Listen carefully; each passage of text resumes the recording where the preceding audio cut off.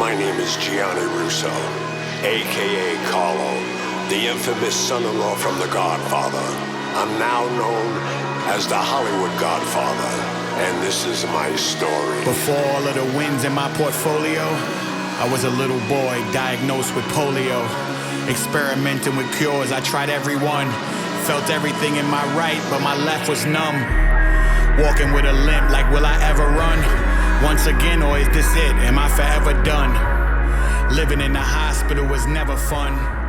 Some people were cool, but not everyone. Welcome, everybody. It's time for another Hollywood Godfather podcast. And this is an exciting show for many reasons. We actually, with our guest, which I'll introduce right after Gianni. First of all, Gianni, our gorgeous co-host. Nice. Thank you. Hello.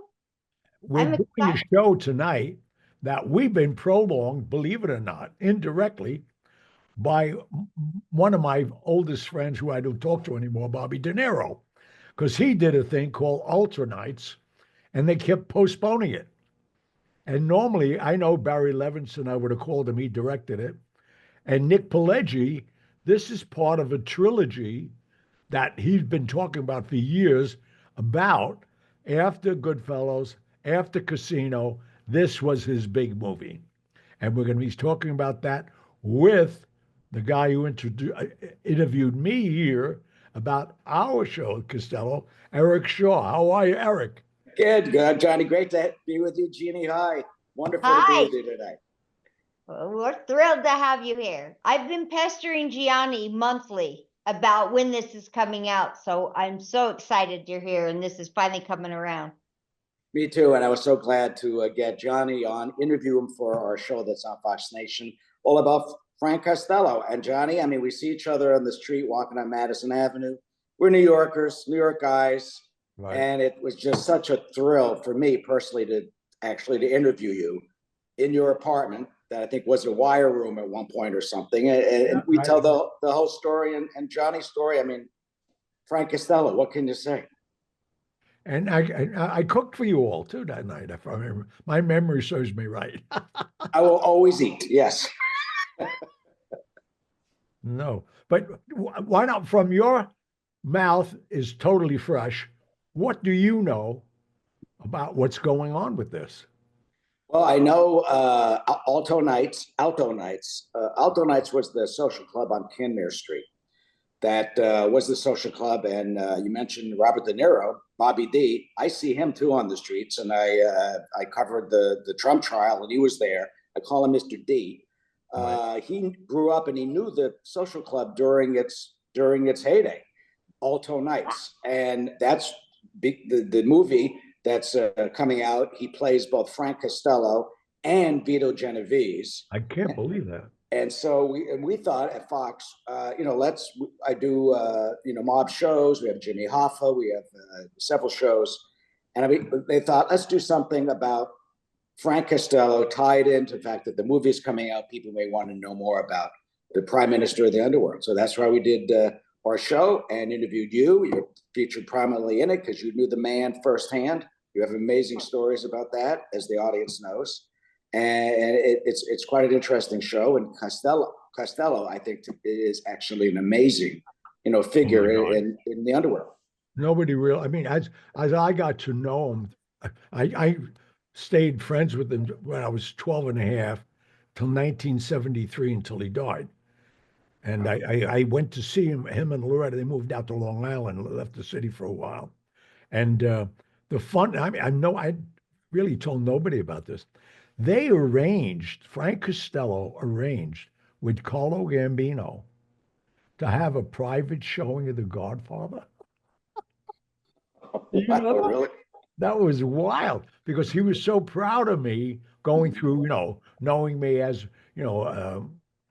my earlier days with polio and all of that. And he was a big benefactor and took me under his wings. He was my father image all those years.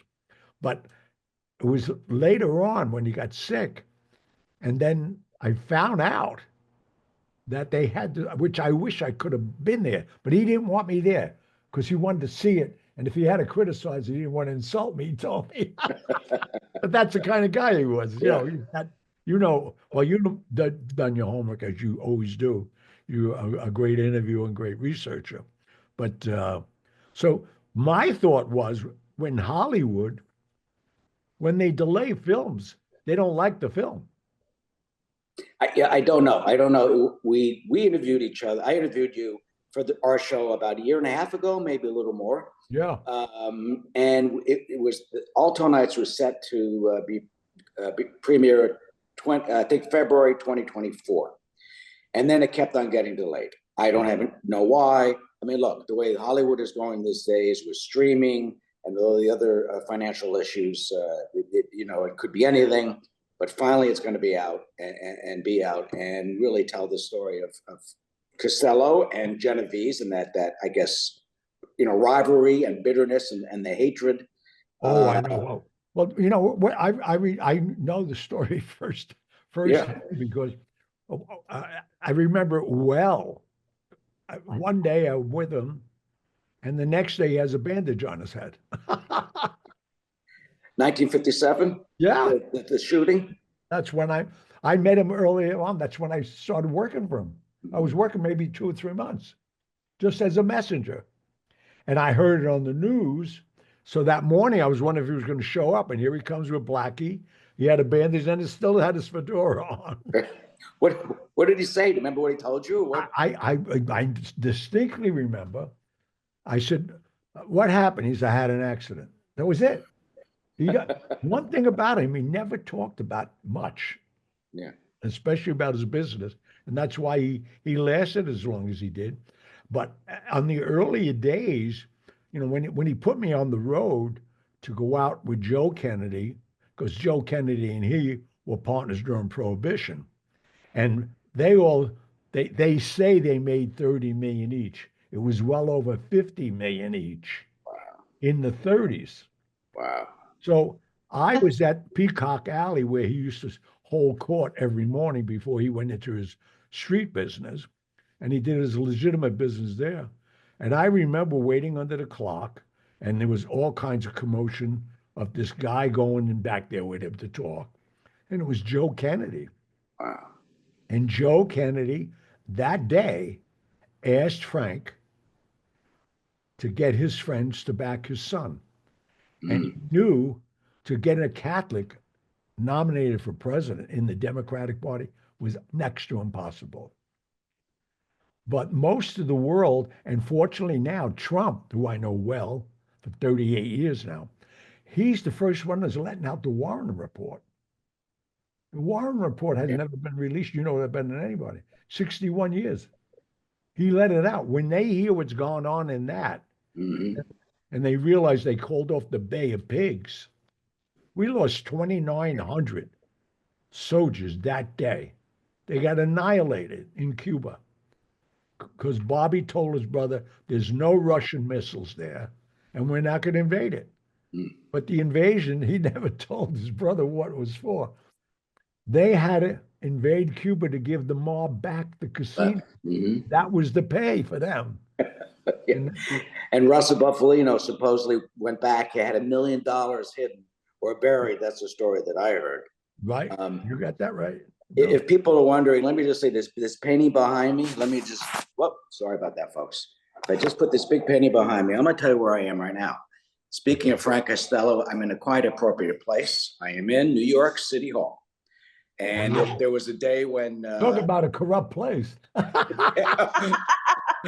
Well, there was a day where Frank Costello and William O'Dwyer, Mayor O'Dwyer. Hello. He controlled Tammany Hall. And hello. Yep, a $20 million. Costello had a $20 million betting gambling ring. Right. In New York City, and that led to the downfall of Mayor O'Dwyer, who actually he was going to be charged unless he ran out of town, and President Truman made him ambassador to Mexico. And that's the thing about Costello. And I've been thinking a lot, Johnny, about what is so different about Costello. He made organized crime don't take this the wrong way. He made organized crime respectable. he was dapper, and he was out in the streets, and he was in Peacock Alley or the Waldorf. You met him the very first time coming out of the Sherry Netherland. He had that magnificent penthouse apartment in the Majestic. And he rubbed shoulders and was in business with the politicians in Tammany Hall. And you really haven't had anyone like that since him. I think style-wise, you look at him, I am reminded of John Gotti, fashion-wise, only fashion-wise in the way they... John Gotti, you know, I watched the whole transition to John Gotti. John Gotti became fashionable after you saw The Godfather. Up until then, he wore sweats every day. He would the uniform for the Howard Beach mob was those sweat outfits. Yeah. One day I'm on 57th Street, and everyone's in suits, and there's a guy in a tracksuit. He's got a white tracksuit with the stripe down the arm. He's got sneakers. I'm like, all right, there's a guy.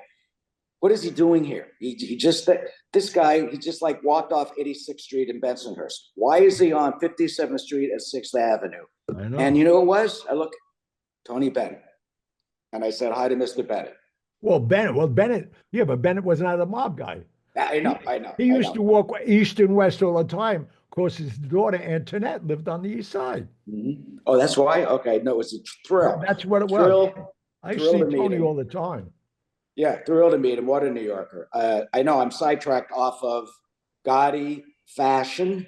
I think they had two separate legacies in organized crime. Gotti, in many ways, brought it down.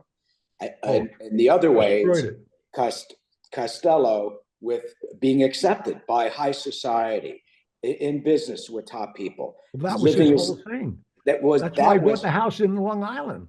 His neighbors hated him. They didn't know who he was until they found out. But he was snob hopping with everybody. That's the North Shore. That's all the WASPs in the North Shore, the Vanderbilts and everyone else. And look, it's not 1949. He's on the cover of Time magazine with the drawing had nickels and money coming behind him. Just think, that's 1949. That's 2 years before the Kefauver hearings. I know. When he did they had to show the close-up of the hands because he didn't want to be seen, which actually turned out to be worse and make him look even more guilty. Oh, it was wild. Yeah. You remember that? Did he say anything to you about that? Oh, no, we talked, you know what, one thing about him and I, because I was the child they never had. Loretta and him had no children. So when I was bringing in envelopes every day to the Copa. And, that was the hub for whatever. I knew what it was, Shylock money, numbers and all that.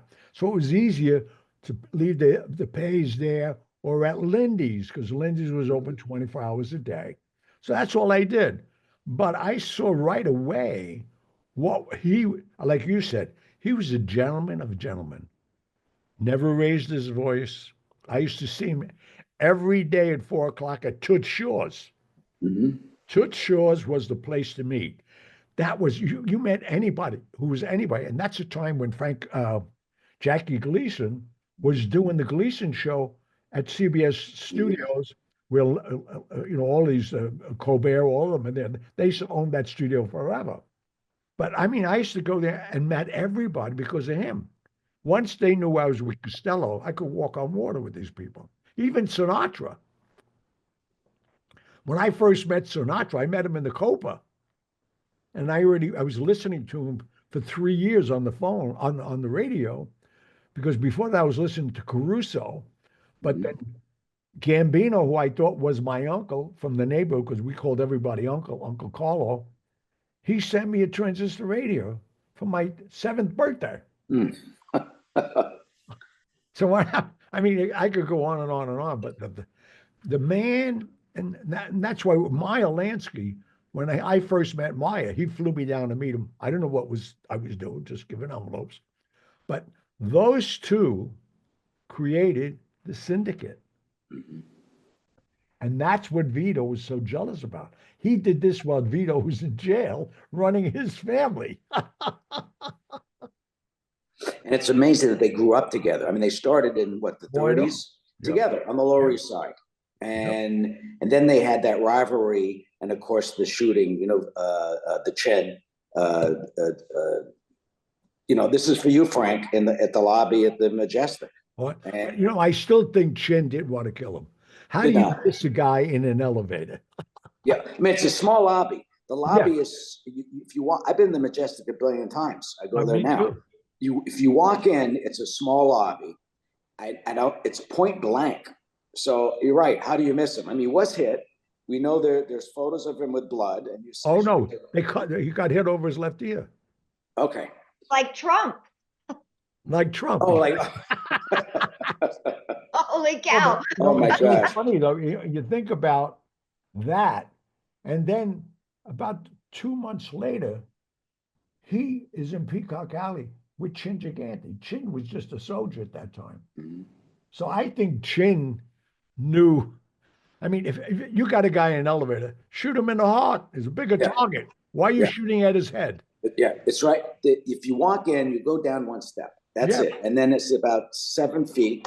7 feet is the lobby, the lobby, because there's a bullet hole. There's a bit of a bullet hole There, right? right above the entranceway. There's a piece of marble. So and they don't always really want to let people in, but sometimes if you ask, maybe you can see it. And that's what I've always wondered.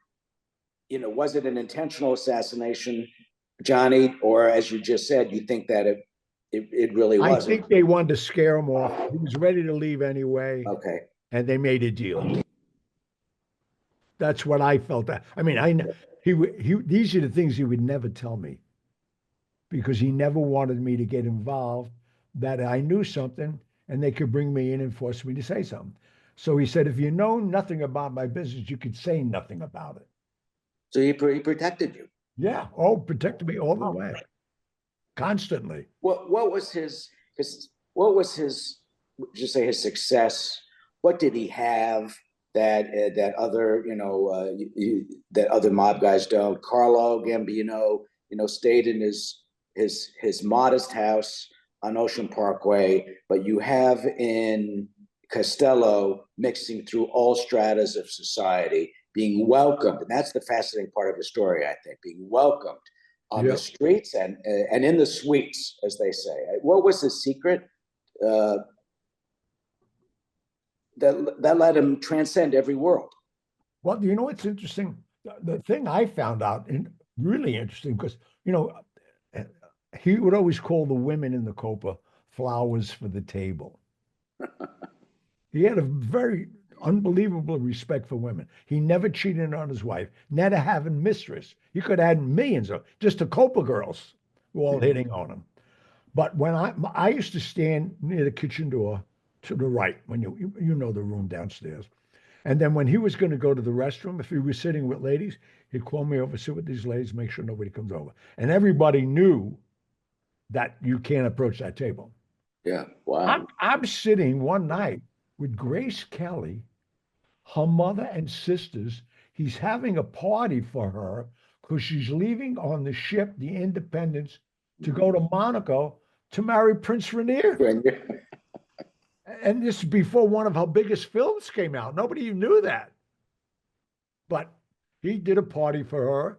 And because of that, I had a great relationship with Grace Kelly. Even one time when I was at the Red Cross Ball, because I went every year. Why would you invite me? I show up, especially that. So I'm like in my 20s, and she's talking to me in the streets. We used to go up in the Municipal where she lived, up there where the castle was. And there was a place called Arrabbiato, an Italian restaurant. She liked penne arrabbiato. We'd go, I meet her there, and I'm sitting with Grace Kelly. So she said, how the hell do you know her so well? But I said, that's a long story through the Copacabana. I mean, he knew everyone. Everyone knew him. He knew everyone. And that is a touch to me. And this is what we tried to do in our show. Right. A biography of him. That's a touch that few had, if anybody, nobody to that level. Right. None. And I met them all, fortunately and unfortunately. But we had long conversations. He showed me something just to show you how his mentality works. He sat me down in like our first acquaintances, and he said, I want to show you something. And he took out an old ad in the newspaper a want ad. They were building the reservoir in Central Park, Mhm. and they listed the workers. And below the blacks were WAPs. Now, do you know what the WAPs meant at that time? Wow. Without papers. Without pay, yeah. They took advantage of guineas and were paying them 25 cents an hour. Wow. And he said, that's why we started this. Hmm. He just wanted to Yeah. let me know this was a legitimate reason to protect our people. And then, like everybody else, the greed, the drugs, and unfortunately, he was gone by then. Yeah. What would he have said, or what would he have thought? Would he have been sick in the heart with what happened with getting into the drugs and the heroin and everything else? No, no, it was taboo. You were dead. Yeah. If a guy in their crew, I mean, now think about Carlo Gambino. He had 5,000 soldiers. Nobody touched the drug. Nobody grew a mustache. I mean, they had laws you couldn't believe, and they abided by them. Then all these young kids came in and destroyed it. I think, Gotti did to the New York mob what Tony Spilotro did to the Chicago outfit, and it's abolished now. There's no such thing. Now you got Albanians, you got every mob, Russian mob, this, and nobody respects anybody. It's chaotic. It's disorganized. It's not organized. Yeah.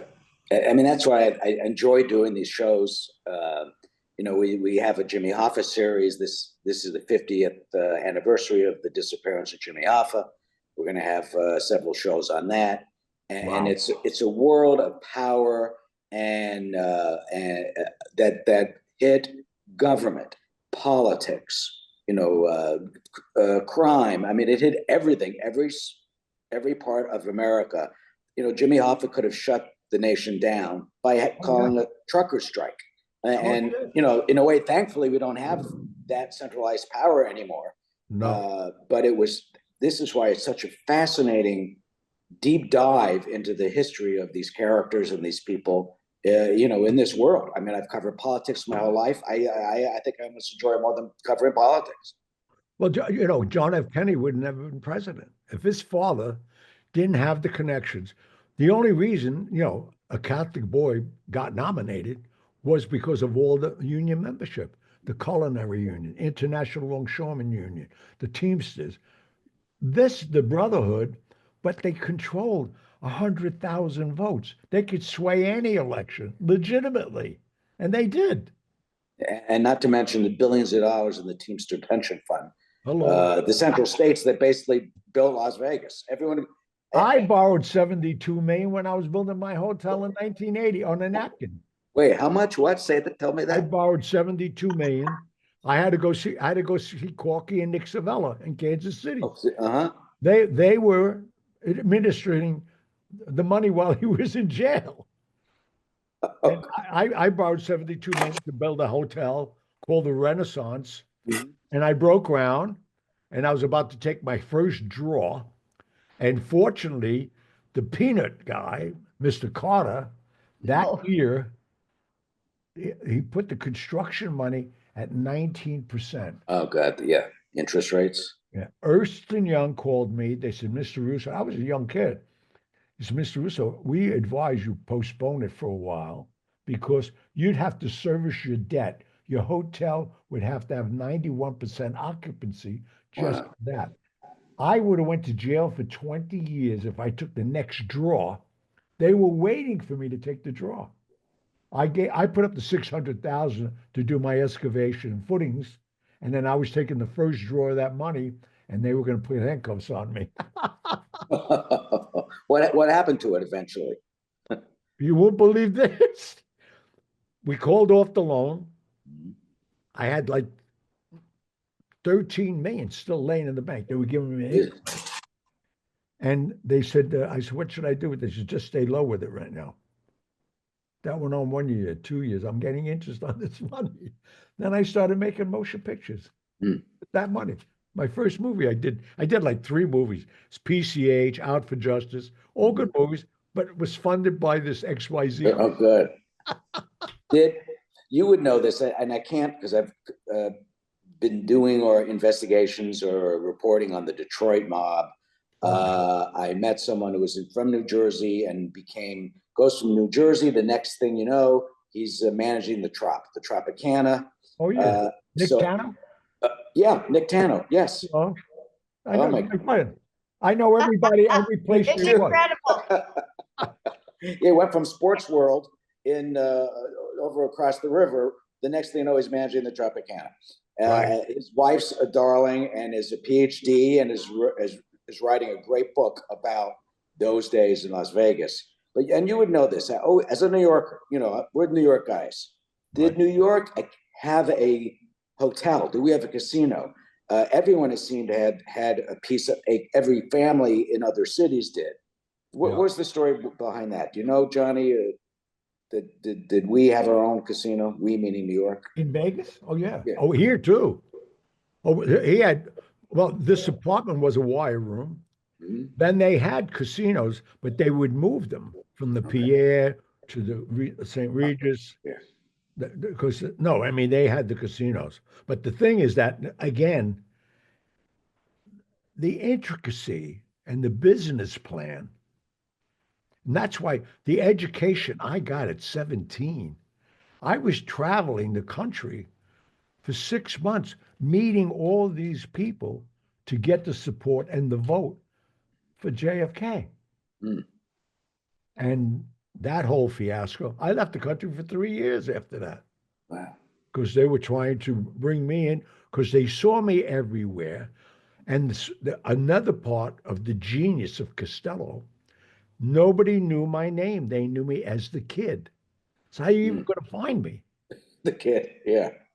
And so I left the country for 3 years during the case. You know why I came back? You're going to believe why I came back. A book came out called The Godfather. Mm-hmm. And my ego, I had a pocket full of money already. I wanted to be an actor. I couldn't do anything else anymore.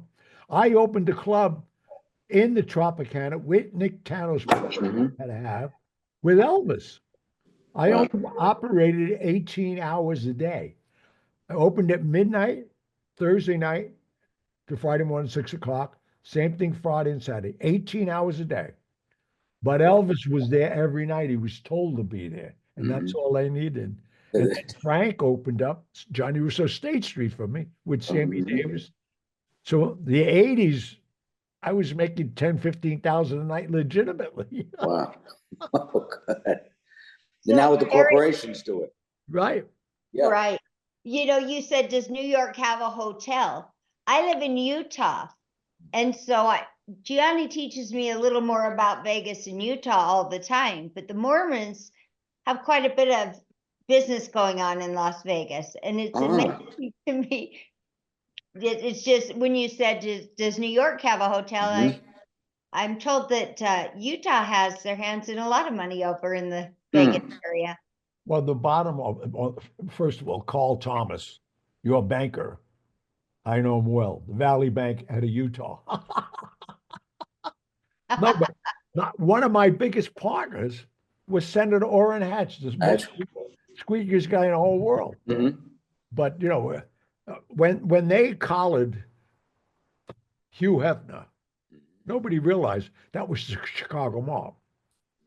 Then they opened all the Playboy clubs.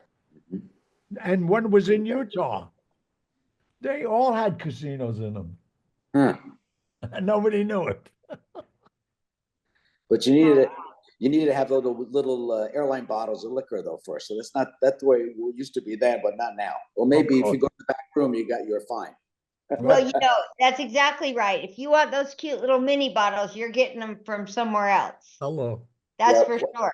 Well, I actually, speaking of Utah, for full disclosure, my mother was from a small town in Utah. She came to New York as an actress, and my great grandfather on that side actually worked with Brigham Young and Joseph E. Smith, and we have my grandmother was in the wagon trail in 1850 going across the West. And the wagon master, the horses are getting thin and the oxen are getting tired. And the wagon master is yelling at everybody, you got to throw out your stuff. And my grandmother, great grandmother says, no, I love my rocking chair. That's my weight. And she walked from Nebraska to Colorado into Utah.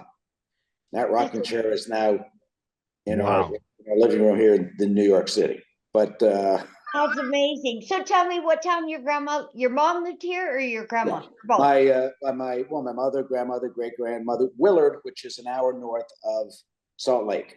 It's now half an hour north of me.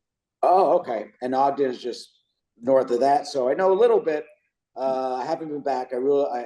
Beautiful part of the country. Last time I was there, I would go. I sometimes in between stories, instead of just flying directly home, I stop off because she's buried in Willard, and I go up to the cemetery. And wow. the last time I was there, it's been several years. I'm sitting there getting my car at the Hertz, and Don Zimmer walks right by me. I couldn't believe it.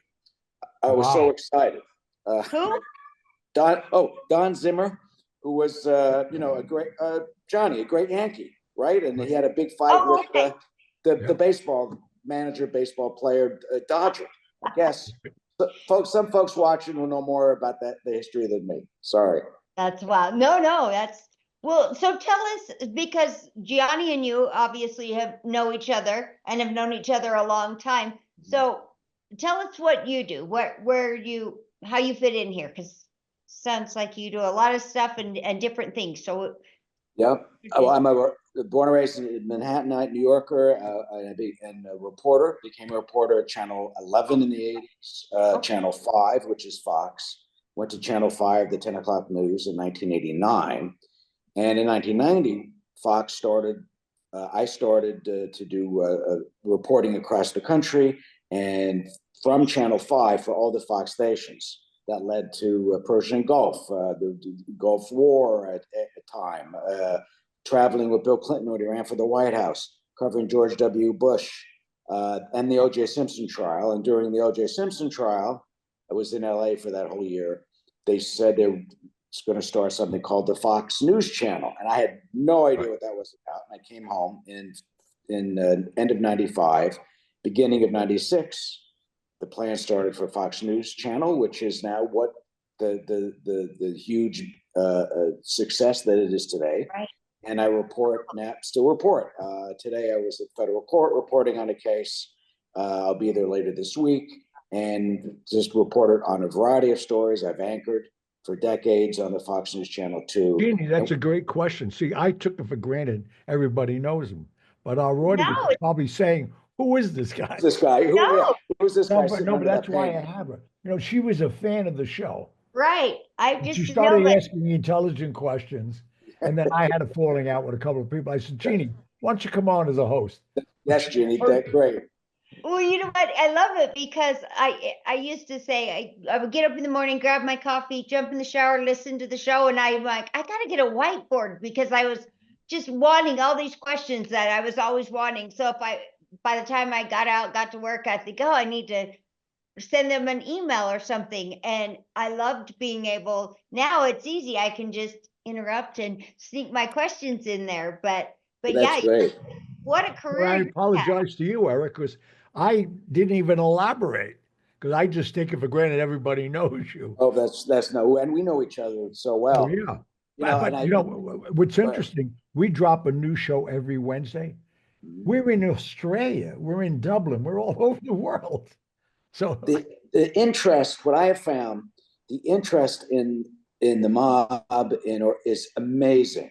I covered Gotti in the 80s, and I covered, Joe Piney, Joe Amon, the Gene Gotti trial, and a variety of these trials. And nationally, I thought, after Gotti went away, I thought, where's Sammy the Bull? Let's go find Sam. Fox find Sammy. Let's see if we can find Sammy the Bull. And I got a couple of tips, and we went out to Arizona. And I went to a place. I told my producer, I said, I bet he named his business after something in New York. Try Sam, Deb, Sam. His wife is Deborah. Or try Tally's, because his bar in Bensonhurst was Tally's. And Eric Spinato, great producer, came to screw yelling. I found it as Tally's Construction, Tempe, Arizona. The Arizona Republic had done an article about him, saying he's somewhere in the Phoenix area. Well, there's no Phoenix area. It's a ball. Right. It's Tempe. Right. We fly out. It's in August 1999. Oh my God. I got cigars. 115 degrees. Yes, cigars, and I got pastries from Albus, which is in Bensonhurst, pastry shop. And you're right, it's 150 degrees in the car at 6 o'clock in the morning. Knock on the door. The place is perfect. It's got the windows are blacked out. It's got a chain link fence 20 feet out. It's got spotlights and cameras. I mean, this is Sammy's place. They're like, who? Sammy who? And I said, Mr. Gravano. And then there's no, there's no Mr. Gravano here. And I talked to the woman who says, no, it's not Tally's. It's Talus, like the Taliesin, which is Frank Lloyd Wright's architecture in Phoenix. I'm like, oh my God, how am I going to explain this? So I knew I had a tip that they own Tempe. This is how reporting is done, folks. You have no idea what you're doing. You just keep going. That there was a tip that they own the Manhattan Bagel in Tempe, Arizona. We go to Manhattan Bagel, woman behind the counter. I have Sammy's book by Peter Moss. I said, I just introduced myself. Do you know who Sammy the Gravano is? And she says, oh my God, of course I do. Long story short, we start dropping letters off in different locations. And at 5 o'clock, it's 130,000 degrees. I get back to the hotel. The Phoenician, by the way, $150 in the summer. I love that place. The best deal in the country, $150 in August. And I said, let's go. I said, Eric, let's go to the pool. I'm so hot. Let's just relax. Phone rings, go to the bathroom, pick it up, and the voice goes, you're looking for me? And I said, Sammy, gee, how can you live here? It's unbelievable. Anyway, long story short, had drinks with him, discussed things. There was such an interest in organized crime and the mob and mafia and these podcasts like you have, Gianni and Jeannie. It's worldwide.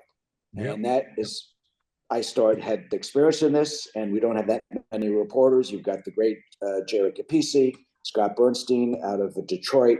John Miller was fantastic through the years at Channel 4 in New York. Not a lot of people are doing it anymore, and people love these stories, which is why we're doing it on Fox Nation. Yeah. These series. Fact, we could talk for days. We didn't even do a commercial. But when you're done with hyping this project now, we got to come back and just talk about you on some of the things you've done, if you don't mind. I would love that. Very boring, but no, I don't think so. Your career has been incredible and still going, it sounds like. Oh yeah. Well, yeah, we're still, in fact, we have, let me show you down the hall is the mayor's office is down there. And, I want to talk about being indicted. No, I don't. We haven't had that, have we? So he may beat that case. As John Gotti always said he'd beat this case. We may have another New Yorker beating a case. Oh my God. Soon. Well, thank you for your time. We ran out of time. I can't believe it. We didn't do the commercial. We did nothing. That's right. I'm sorry. I forgot. No, who cares? I mean, this is important. Absolutely. Get a guest like this who knows what he's doing. He and I have been in the same world for so long, and now we're starting to gel into. This project was the first, but we'll do more. Absolutely. I mean, Johnny, you have such stories and your history. And just keep going, keep it alive, keep going, because I'm trying. I'm 82. I feel amazing. That's great. Keep going. And Jeannie, it's great to meet you out it's nice to meet you. State. And for folks watching, it's been an honor and pleasure for me to join you today. Well, thank you. Please tell us the name. Much. We can find it on Fox. Can you tell us when we can watch this, please? Yeah. It drops next week. We're in March of 2005, obviously. Yeah. It is Frank Costello on Fox Nation. Fox Nation is the streaming service of Fox. They're doing very well. We had Martin Scorsese did a series on the Saints. Not mob guys, but the Saints and Kevin Costner and others. So Fox Nation is really zipping up there. And we have the show on Frank Costello. There's also something called Mob Mentality, where I sit with Lou Ferrante, who's a former hijacker with the Gambinos, best-selling author now. Because to me, Johnny, we've talked about this. It's fascinating how they think. How do you live that life? Do you live a double life? It's talk about being treachery in office politics. I mean, what a world. And then the Jimmy Hoffa series called Riddle, The Search for James R. Hoffa. We have 6 episodes on Fox Nation now. We're working on number 7 and 8 for the 50th anniversary of his disappearance, July 30th. Wow. Up this year. All right. Well, thank you. Thank Eric Shaw, you. everyone, please. Thank He you. will be back. I guarantee you that. Thank I you. hope so. Nice to meet you. Thank you so much. Oh, Jeannie, that's great. Of course. Have a To good our night. audience, another great show. Tune in, please, to the Costello situation on Fox the 18th. You're going to see it. And yours truly, I don't know how much I'm still in it, because you never know how they cut the stuff up. You can't have a show without you, Johnny. I mean, are you kidding me? There's no show without you. Well, that's not true. You're the leader. I follow. Thank you. Good night, everybody. Good night. Thank you so much.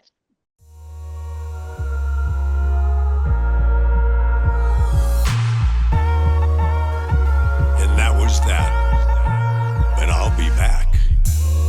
No regrets, no complaints. Lived a life with no restraints.